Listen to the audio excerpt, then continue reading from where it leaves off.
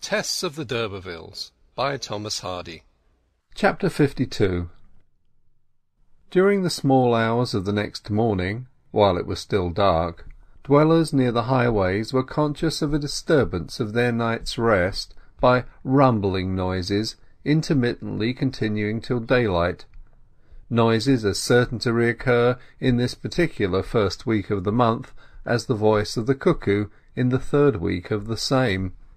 They were the preliminaries of the general removal, the passing of the empty wagons and teams to fetch the goods of the migrating families, for it was always by the vehicle of the farmer who required his services that the hired man was conveyed to his destination.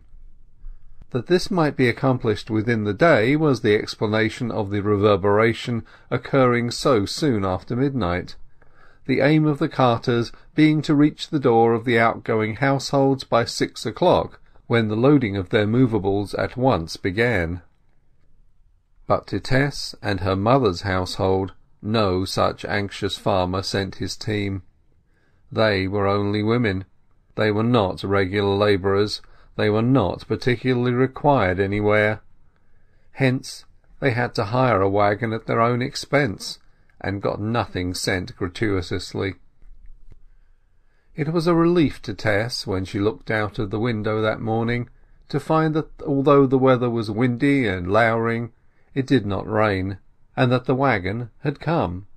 A wet Lady Day was a spectre which removing families never forgot. Damp furniture, damp bedding, damp clothing accompanied it, and left a train of ills. Her mother, 'Liza Lu, and Abraham were also awake, but the younger children were let sleep on. The four breakfasted by the thin light, and the house ridding was taken in hand. It proceeded with some cheerfulness, a friendly neighbour or two assisting. When the large articles of furniture had been packed in position, a circular nest was made of the beds and bedding, in which Joan Durbeyfield and the young children were to sit through the journey. After loading there was a long delay before the horses were brought, those having been unharnessed during the ridding, but at length, about 2 o'clock, the whole was under way, the cooking pot swinging from the axle of the waggon, Mrs Durbeyfield and family at the top, the matron having in her lap, to prevent injury to its works, the head of the clock, which, at any exceptional lurch of the waggon, struck 1 or 1.5 in hurt tones. Tess and the next eldest girl walked alongside till they were out of the village. They had called on a few neighbours that morning and the previous evening, and some came to see them off, all wishing them well, though in their secret hearts hardly expecting welfare possible to such a family, harmless as the Durbeyfields were to all except themselves. Soon the equipage began to ascend to higher ground, and the wind grew keener with the change of level and soil.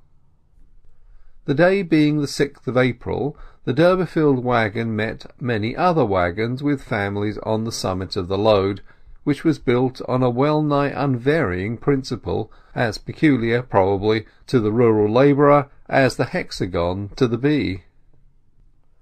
The groundwork of the arrangement was the family dresser, which, with its shining handles and finger marks and domestic evidences thick upon it, stood importantly in front, over the tails of the shaft horses, in its erect and natural position, like some ark of the covenant that they were bound to carry reverently. Some of the households were lively, some mournful.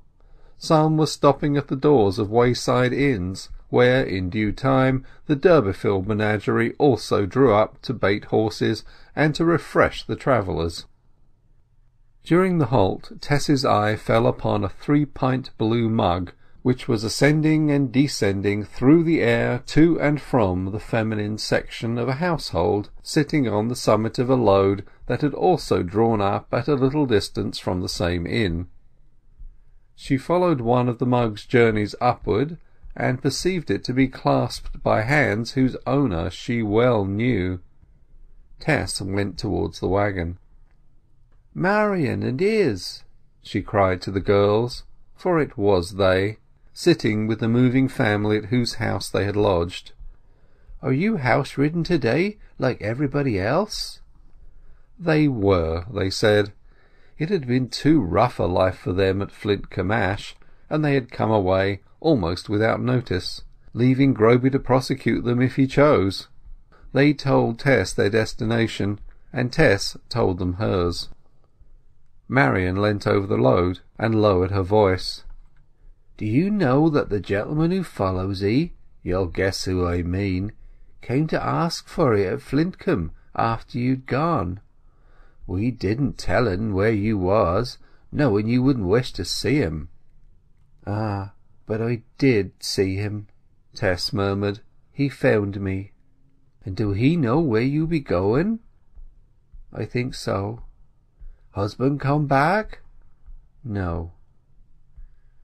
She bade her acquaintance good-bye, for the respective carters had now come in from the inn, and the two wagons resumed their journey in opposite directions. The vehicle whereupon sat Marian, Izz, and the ploughman's family with whom they had thrown in their lot, being brightly painted and drawn by 3 powerful horses with shining brass ornaments on their harness, while the wagon on which Mrs Durbeyfield and her family rode was a creaking erection that would scarcely bear the weight of the superincumbent load, one which had known no paint since it was made, and drawn by 2 horses only. The contrast well marked the difference between being fetched by a thriving farmer and conveying oneself whither no hirer wanted one's coming.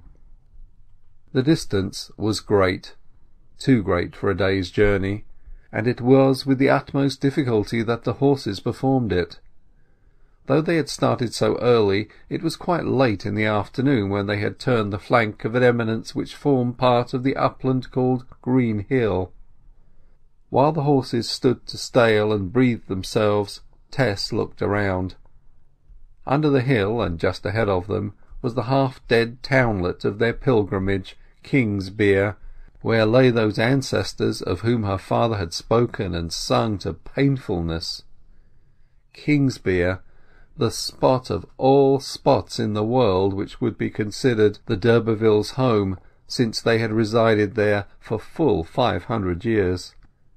A man could be seen advancing from the outskirts towards them, and when he beheld the nature of their waggon-load he quickened his steps. "You be the woman they call Mrs Durbeyfield, I reckon," he said to Tess's mother, who had descended to walk the remainder of the way. She nodded. "The widow of the late Sir John d'Urberville, poor nobleman, if I care for my rights, and returning to the domain of his forefathers." "Oh, well, I know nothing about that. But if you be Mrs Durbeyfield, I am sent to tell 'ee that the rooms you wanted be let. We didn't know that you was coming till we got your letter this morning, when 'twas too late. But no doubt you can get other lodgings somewhere." The man had noticed the face of Tess, which had become ash-pale at his intelligence. Her mother looked hopelessly at fault. "What shall we do now, Tess?" she said bitterly. "Here's a welcome to your ancestors' lands. However, let's try further." They moved on into the town, and tried with all their might, Tess remaining with the waggon to take care of the children, whilst her mother and 'Liza Lu made inquiries. At the last return of Joan to the vehicle, an hour later, when her search for accommodation had still been fruitless, the driver of the waggon said the goods must be unloaded, as the horses were half dead, and he was bound to return part of the way at least that night. "Very well, unload it there," said Joan recklessly. "I'll get shelter somewhere." The waggon had drawn up under the churchyard wall, in a spot screened from view, and the driver, nothing loath, soon hauled down the poor heap of household goods. This done, she paid him, reducing herself almost to her last shilling thereby, and he moved off and left them, only too glad to get out of further dealings with such a family. It was a dry night, and he guessed that they would come to no harm. Tess gazed desperately at the pile of furniture. The cold sunlight of this spring evening peered invidiously upon the crocks and kettles, upon the bunches of dried herbs shivering in the breeze, upon the brass handles of the dresser, upon the wicker cradle that they had all been rocked in, and upon the well-rubbed clock-case, all of which gave out the reproachful gleam of indoor articles abandoned to the vicissitudes of a ruthless exposure for which they were never made. Round about were deep-parked hills and slopes, now cut up into little paddocks, and the green foundations that showed where the d'Urberville mansion had once stood. Also an outlying stretch of Egdon Heath that had always belonged to the estate. Hard by, the aisle of the church, called the d'Urberville aisle, looked on imperturbably. "Isn't your family vault your own freehold?" asked Tess's mother, as she returned from a reconnoitre of the church and graveyard. "Why, of course it is, and that's where we will camp, girls, till the place of your ancestors finds us a roof. Now, Tess and Liza and Abraham, you help me. We'll make a nest for these children, and then we'll have another look around."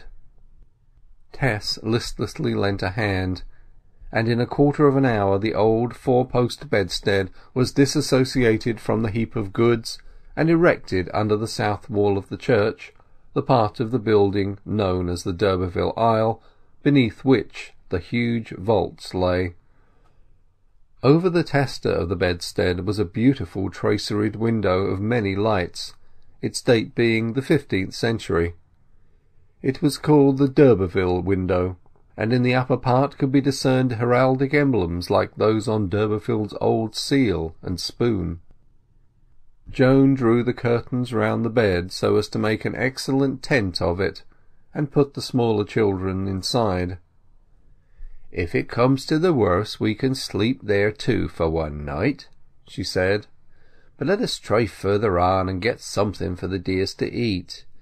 Oh, Tess, what's the use of your playing at marrying gentlemen if it leaves us like this?" Accompanied by 'Liza Lu and the boy, she again ascended the little lane which secluded the church from the townlet. As soon as they got into the street they beheld a man on horseback gazing up and down. "Ah, I'm looking for you," he said, riding up to them. "This is indeed a family gathering on the historic spot." It was Alec d'Urberville. "Where is Tess?" he asked. Personally, Joan had no liking for Alec.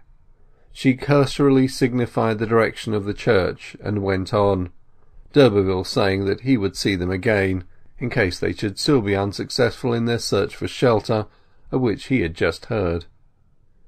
When they had gone, d'Urberville rode to the inn, and shortly after came out on foot. In the interim Tess, left with the children inside the bedstead, remained talking with them a while, till, seeing that no more could be done to make them comfortable just then, she walked about the churchyard, now beginning to be embrowned by the shades of nightfall. The door of the church was unfastened, and she entered it for the first time in her life.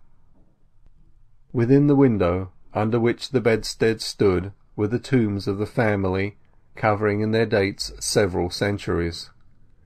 They were canopied, altar-shaped, and plain, their carvings being defaced and broken, their brasses torn from the matrices, the rivet-holes remaining like martin-holes in a sand-cliff. All of the reminders that she had ever received that her people were socially extinct, there was none so forcible as this spoliation. She drew near to a dark stone on which was inscribed Ostium Sepulchri, Antiquae Famillae d'Urberville. Tess did not read Church Latin like a cardinal, but she knew that this was the door of her ancient sepulchre, and that the tall knights of whom her father had chanted in his cups lay inside. She musingly turned to withdraw, passing near an altar tomb, the oldest of them all, on which was a recumbent figure In the dusk she had not noticed it before, and would hardly have noticed it now but for an odd fancy that the effigy moved. As soon as she drew close to it she discovered all in a moment that the figure was a living person, and the shock to her sense of not having been alone was so violent that she was quite overcome, and sank down nigh to fainting, not, however, till she had recognized Alec d'Urberville in the form. He leapt off the slab and supported her. "I saw you come in," he said, smiling, "and got up there not to interrupt your meditations. A family gathering, is it not, with these old fellows under us here? Listen." He stamped with his heel heavily on the floor, whereupon there arose a hollow echo from below. "That shook 'em a bit, I'll warrant," he continued. "And you thought I was the mere stone reproduction of one of them. But no, the old order changeth. The little finger of the sham d'Urberville can do more for you than the whole dynasty of the real underneath. Now command me. What shall I do?" "Go away," she murmured. "I will. I'll look for your mother," said he blandly. But in passing her he whispered, "Mind this, you'll be civil yet." When he was gone she bent down upon the entrance to the vaults and said, "Why am I on the wrong side of this door?" In the meantime Marian and Izz Huett had journeyed onwards with the chattels of the ploughmen in the direction of their land of Canaan, the Egypt of some other family who had left it only that morning. But the girls did not for a long time think of where they were going. Their talk was of Angel Clare and Tess, and Tess's persistent lover, whose connection with her previous history they had partly heard and partly guessed ere this. "'Tisn't as though she'd never known him afore," said Marian. "His having won her once makes all the difference in the world. 'Twould be 1,000 pities if he were to tole her away again. Mr Clare can never be anything to us, Izz, and why should we grudge him to her, and not try to mend this quarrel? If he could only know what straits she's put to, and what's hovering around, he might come to take care of his own." "Could we let him know?" They thought of this all the way to their destination, but the bustle of re-establishment in their new place took up all their attention then, and when they were settled, a month later, they heard of Clare's approaching return, though they had learnt nothing more of Tess. Upon that, agitated anew by their attachment to him, yet honourably disposed to her, Marian uncorked the penny ink bottle they shared, and a few lines were concocted between the two girls.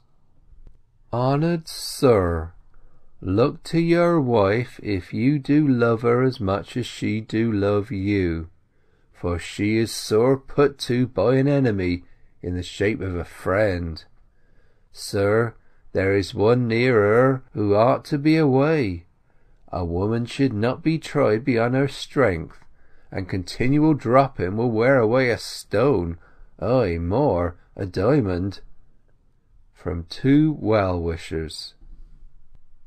This was addressed to Angel Clare at the only place they had ever heard him to be connected with, Emminster Vicarage, after which they continued in a mood of emotional exultation at their own generosity, which made them sing in hysterical snatches and weep at the same time.